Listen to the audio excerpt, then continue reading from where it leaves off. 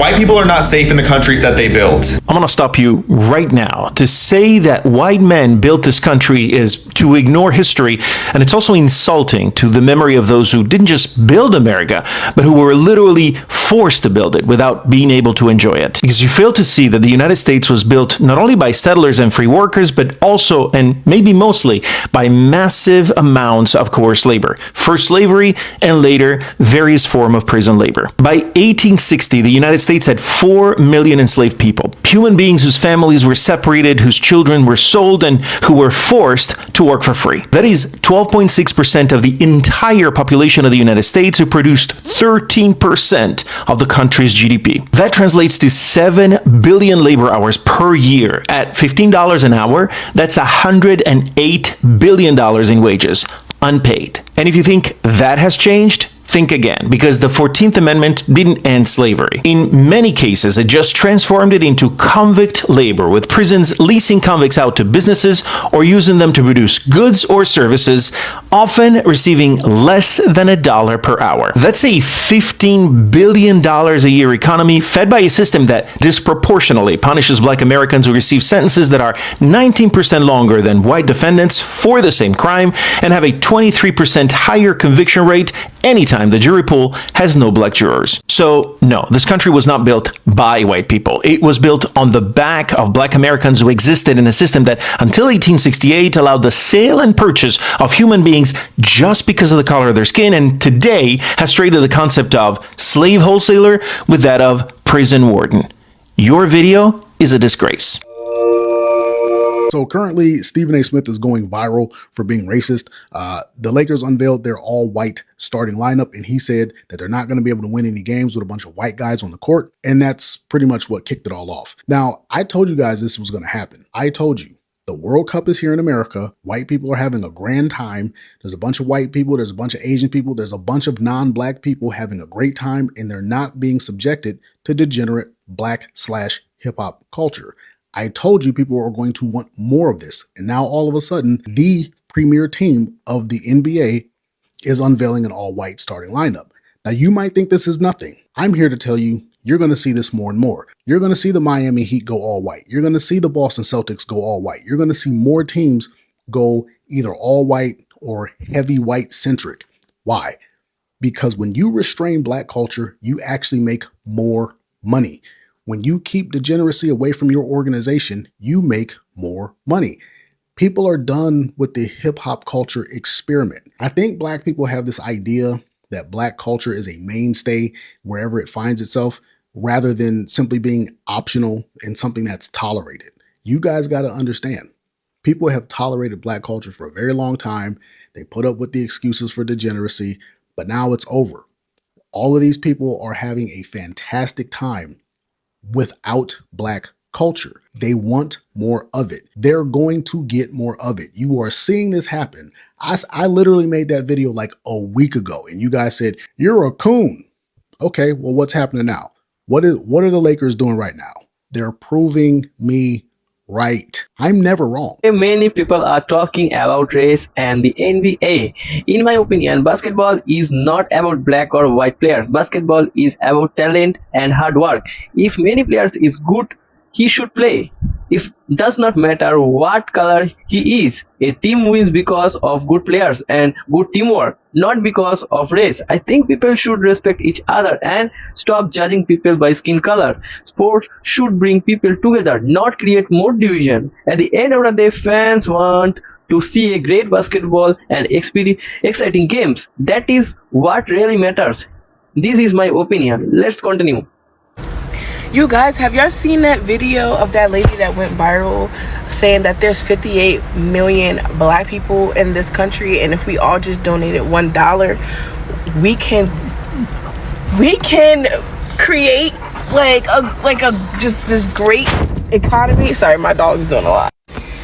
I mean, seriously, can we get some people in power with integrity to create this committee? And really get these monthly subscriptions going, really get it going, and because this, I feel like this is it. This is really it. We can really do this.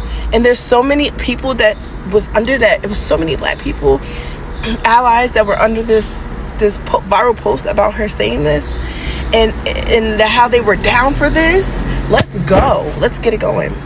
If you're down for this, drop a comment. It was temporary. You had temporary protective status. Temporary, as in not permanent, meaning for a period of time. What are we, guys, I don't get what we're all up in arms about. You guys were never citizens. You had time to get your citizenship. You had time to get your paperwork. You had time to get everything in order. And you didn't believe what the government told you. And that's on you. See, you thought that there was going to be some other law, something else that was passed to help you stay here, continue to benefit off our system. No, this administration stands on business. So, with that being said, stop ostracizing Black Americans, because key word in Black Americans, we are actual citizens. This is our country. This is our land. And now you expect for us to stand up for you guys when the government was very clear that you had temporary status. 15 plus years. Oh, but I had kids, and now what am I going to do? You had 15 years. And in that time, you can't tell me that your life is not better than it was? No, but remember also, you guys are so quick to make sure you differentiate yourself between I'm Haitian and I'm not Black American. No, I'm Haitian. I'm not Black. I'm Haitian. Well, good. Go back home and live in Haiti. And again, I just want to be clear. I have nothing against Haitian people. Nothing like that. But my problem is when you come to Black Americans and say that we need to fight hard for you, you guys are just leaving us out here and these white people are doing this to us and all that. No. Don't put us in that. We have nothing to do with that. We have nothing to do with you not reading your documentation and doing what you need to do to be a member of this society. That's on you. So maybe next time, read your paperwork. What a concept. Video, I think this topic is very emotional and very complicated. This speaker is saying that people had temporary status and they had many years of fix their paperwork. The speakers believe that the people should follow the immigration rules and they understand the legal document. I think every country has laws. Every country has immigrants rules.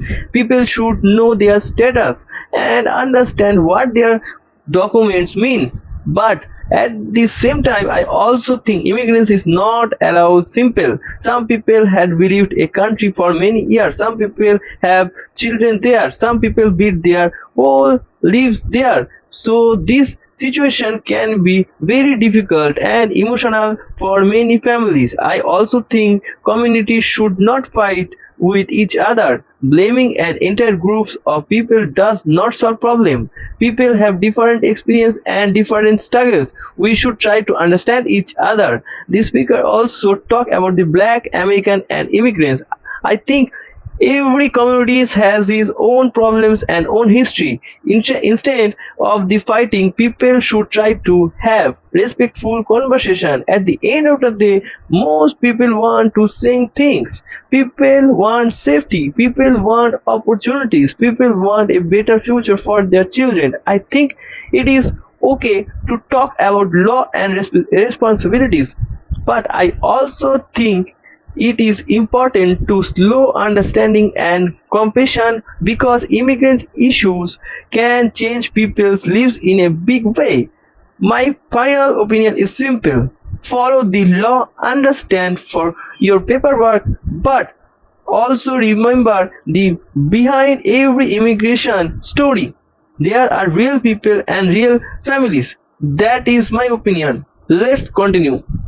I was having a conversation with one of my friends in Norway this week, and he mentioned something that he said makes no sense to him, being from a country like Norway, about a country like America, which is technically the richest country in the world. He said, why doesn't America offer social services like healthcare, education to the entire population And I said to him, it's due to racism. Everything in America comes back to racism. Whether you are a slavery denier, a racism denier, or you want to believe that America lives in this post-race world, everything comes down to racism. If America was a homogenous country like Scandinavian countries were, we would have all the above. Scandinavia has been ranked one of the best places to live in the world, one of the happiest populations in the world, but they're also some of the most homogenous places still today in Europe. So when you have a population that is built on identity and similar identity, and that identity is rooted in the country's nationalism, you want to give everyone in your country services. America is built off slavery. America wouldn't be what it is today without the work of my ancestors. When Black people gained independence, white people did so reluctantly. They weren't happy that slavery ended. Shit, we had a whole fucking war with the North, between the North and the South, due to slavery and them wanting to continue to keep us as slaves. So when you have half the nation that wanted to keep slavery because it was such a lucrative business for them, and now having to pay people to do those same jobs, you are not happy that the people who were once subjugated under you and you owned as property are now citizens of the same country as you. So you'll do anything possible within your power to subjugate them and to oppress them, which is what this country has always done to Black people. So when you see democratic socialist countries in Europe, like the UK, France, Germany, all the Scandinavian countries, Japan, a lot of places that give their citizenry, they provide healthcare, education, and basic services to those people, it's because those populations are homogenous. They did all their dirty work abroad. Colonization happened abroad, not at home. And America literally keeps its populations uneducated and poor due to racism. They do not want Black people to be educated. They don't want Black people to have healthcare. They don't want Black people to own homes. So things like desegregating schools, segregating hospitals, literally redlining us into creating the ghetto so we couldn't own homes. These things are documented laws in this country. And I don't think we'll ever be in a post-race world. And I think when you have the Republicans arguing over things like whether we should have healthcare or not, it's due to the history of slavery in this country and how we just don't give a fuck about everybody. And in America, everyone is not the same citizen. Black people are not treated the same as white people. Mexicans and Latinos are not treated the same as white people. Asians are not treated the same as white people, even though the aforementioned think they're white. But that's just where the cookie crumbles. Good old America. Hello everyone, welcome back to the channel. Today we are talking about a very interesting topic. This video says that many problems in America came for racism. He also asks a question: why does America not give free healthcare and free education like some other countries? I think this is a very big complicated topic. Different people have different opinion, and some people agree with him, some people do not. But I think one thing is true: America has a strong history and race has been a big part of the history. We cannot talk about the America without talking about slavery, and those things is really happen, and those things affect many people. These speakers also talk about countries like Norway and other countries and Europe. He says they have more social service, they have healthcare and more support from their people. Some people believe that history and culture are the reason. Other people believe the reason is political or economic. There are many different opinions. I think every country is different. Every country has a different history. Every country has a different problem, and every country choose different. These speakers also say that many groups in America do not feel they are tried to equity. And honestly, many people in America still have debates about this today. People still talk about the education, people still talk about the healthcare, people still talk about the housing and jobs. These conversations are still happening. I think one important thing is understanding history. If you understand history, we can understand why people feel the way they do today. History affect people, history affect community, and history affect politics. I also think this topic is bigger than race. This topic is also about opportunity. It is about whether everybody has the same chance of success. It is about whether everybody can get good health care. It is about whether everybody can get a good education? Thus are very important question. I think most people want to the same things. People want to good school, people want to good jobs, and people want to affordable health care. People want a better future for their children. Thus are normal things that everybody wants. I also believe that people can disagree and they still have respectful conversation. Some people will say racism is the biggest reason. Other people will say there are many reasons, and that is okay. People can have different opinion. The important things is the listen to learn. I also think America has changed to lot of over of the year. Some things are better than before, but many people believe there is still more work to do. Many people believe there are still problems that need to fixed. That is why this conversation continue. At the end of the day, I think this video is asking for simple question: how can a country create a better life for everyone? How can a people have more opportunities? How can communities become stronger? Thus are important question. My final opinion is simple: we should learn from history, we should listen from different opinion, and we should try to build a future there more people have opportunities and the better life. That is my opinion. Let me know that you think in the comment. Thank you so much for watching, and I will see you in the next video.